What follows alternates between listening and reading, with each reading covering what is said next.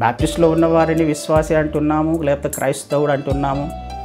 సిఎస్ఐలో ఉన్న క్రైస్తవుడే అంటున్నాం, లూథరన్లో ఉన్న క్రైస్తవుడే అంటున్నాం, ఇంకొక దాంట్లో ఉన్న క్రైస్తవుడే. ఎందుకు మరి ఇవి వేరువేరుగా ఉన్నప్పుడు అక్కడ ఒక క్రైస్తవునికి వేరు పేరు ఉండాలి, ఇక్కడ వేరు పేరు ఉండాలి, లేకపోతే విశ్వాసికి ఇంకొక పేరు ఉండాలి. కానీ అందరూ విశ్వాసులే, అందరూ కూడా క్రైస్తవులే. ఎందుకు అలా ఉన్నాయి మరి? అక్కడ ఏదో రాంగ్ ఉంది కదా, అదేదో తప్పు ఉంది కదా, అక్కడ ఒక పొరపాటు ఏదో జరుగుతుంది. దీనినే మోసం అంటున్నాం. ఎందుకు అక్కడే ఉంటే అదే ఆలోచన చేస్తాం. కానీ దేవుడే మాట్లాడుతున్నాడు.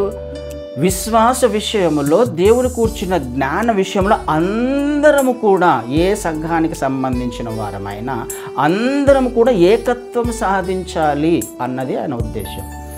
అలాంటి వారి మధ్యలోనే ఆయన నివాసం చేయడానికి ఇష్టపడుతున్నాడు. అలాంటి వారు మాత్రమే ఎత్తబడతారు.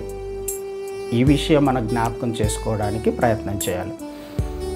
సంఘము, ఎవరు సంఘం అంటే? దేవుని ఉద్దేశాలు వేరు, మనిషి ఉద్దేశాలు వేరు.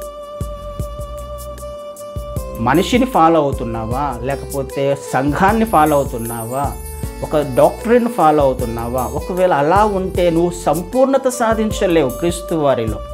క్రీస్తు వారిని గురించిన జ్ఞానం విషయంలో ఏమని రాయబడింది అక్కడ? ఏకత్వం పొంది సంపూర్ణ పురుషుల మగ వరకు అనగా క్రీస్తుకు కలిగిన సంపూర్ణతకు సమానమైన సంపూర్ణత.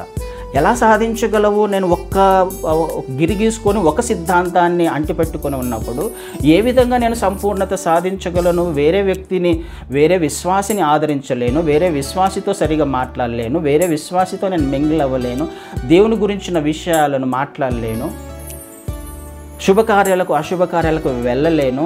అతనంటే ఇతనికి పడదు, ఇతనంటే అతనికి పడదు. ఏ విధంగా ఏకత్వం సాధించగలవు? ఏ విధంగా క్రీస్తు వారి సంపూర్ణతలోకి ఎదగగలం మనం? ఈ విషయాలే ఈ చివరి దినాలలో మనం ఆలోచన చేయాల్సిన అవసరం ఉంది. ఆయన సంఘముల మధ్య సంచరించేవాడు.